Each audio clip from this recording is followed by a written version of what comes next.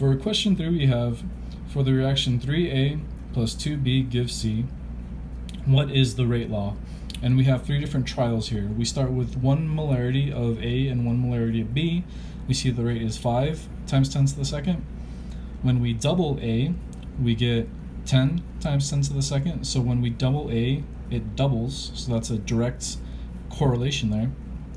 And when we double B from trial 2 to trial 3, it quadruples to 40 times 10 to the second. So what is the rate law?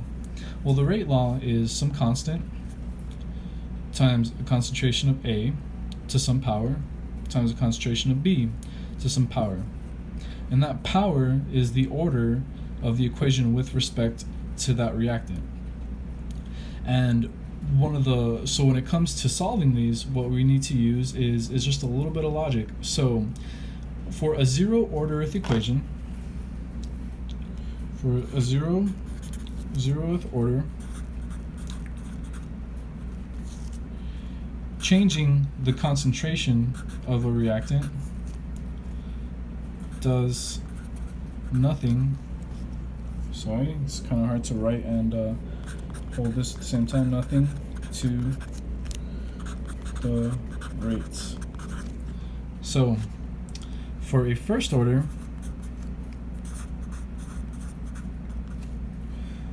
doubling the concentration equals double the rate, and that's essentially a one-to-one. So it also works for quadrupling the concentration to quadruple the rate. So any increase to the concentration is going to be this same increase to the rate. And for a second order,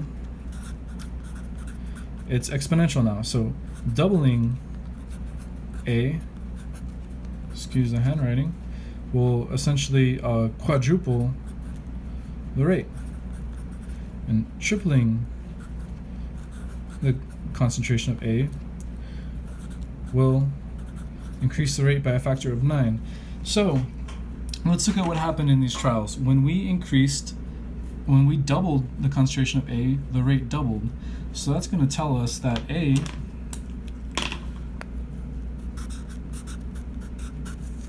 is a first order equation.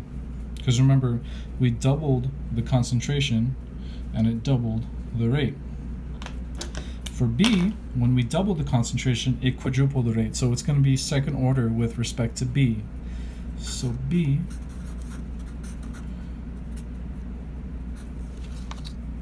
to the power of 2. And that's your rate law.